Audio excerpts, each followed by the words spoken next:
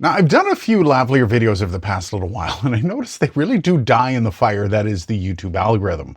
It's fair, it's not the sexiest sounding beast in the realm of studio audio, but for many just starting out as content creators, they're one of the most accessible ways to get decent sounding audio done. But as much as the audio improves going from no lavalier to using a lavalier, well, it's just as much of an uplift when you spend a bit of time on your audio to refine that sound. So with that in mind, let's go from this kind of audio to this kind of audio, and let's see how we get there. So outside the obvious, like lavalier mic is small and cheap, there are usually other things standing in the way of decent audio. For example, you notice when someone holds a mic like this, it sounds instantly better than when somebody has it on their shirt. That's because the natural positioning for lav microphones is behind the sound source. Doesn't matter how expensive your mic is, if you mic it like this, your sound is going to suffer. The way these mics try to make up for it is by using omnidirectional capsules, meaning any and all directions are up for grabs. But this also means that your placement of the lav is going to have very different audio experiences. So by moving the lav around and finding the spot that you're happiest with is rather important. Pro tip: if you usually turn your head while talking like I do, try to pay attention to the way you're most likely to do that and place your mic accordingly. For example, I turn my head to the left all the time, and for some reason, I always place my lav to the right, and every time I curse myself in post-production.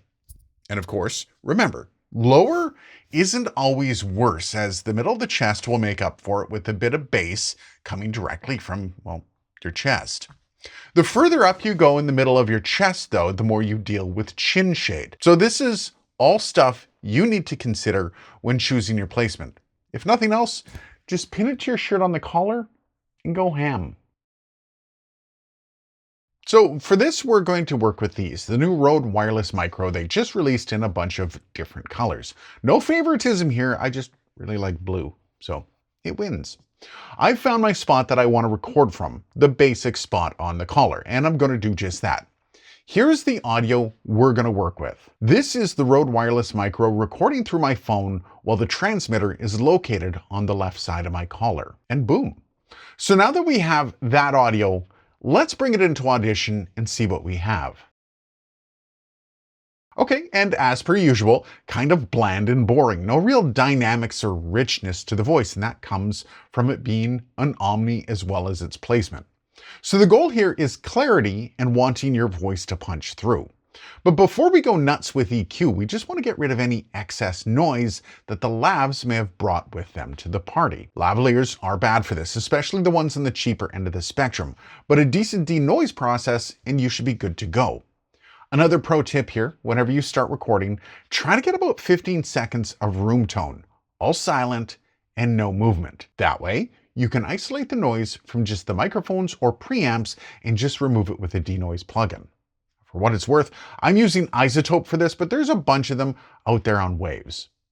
Now, the first thing I like to do with my audio is give it a bit of a massage. Not as sensual as you might think, though.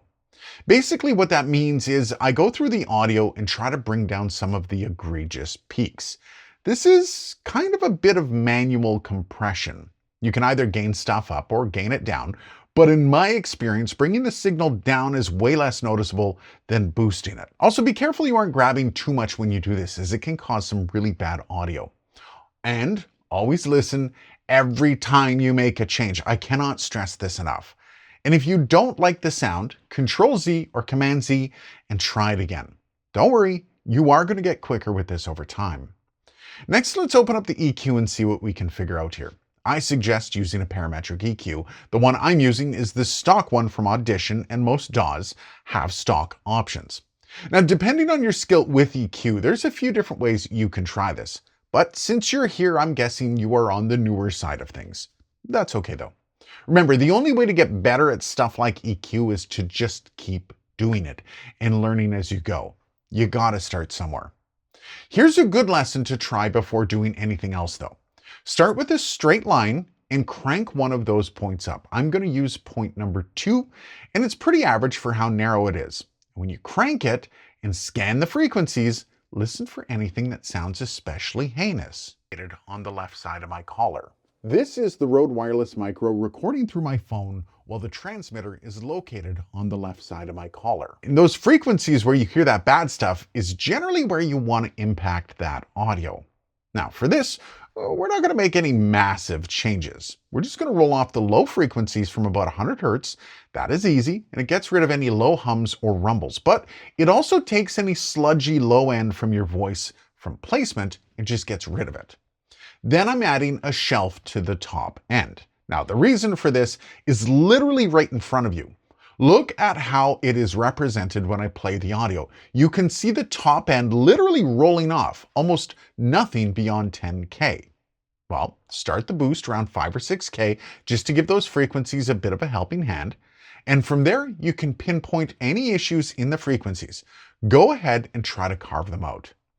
But I will point out, you don't need any massive changes here. And again, listen, turn the effect on and off to hear those changes. This is the Rode Wireless Micro recording through my phone while the transmitter is located on the left side of my collar. This is the Rode Wireless Micro recording through my phone while the transmitter is located on the left side of my collar. And if you're really afraid and kind of lost, pick one of the voice profiles and try to play with it to see what you like and what you don't like.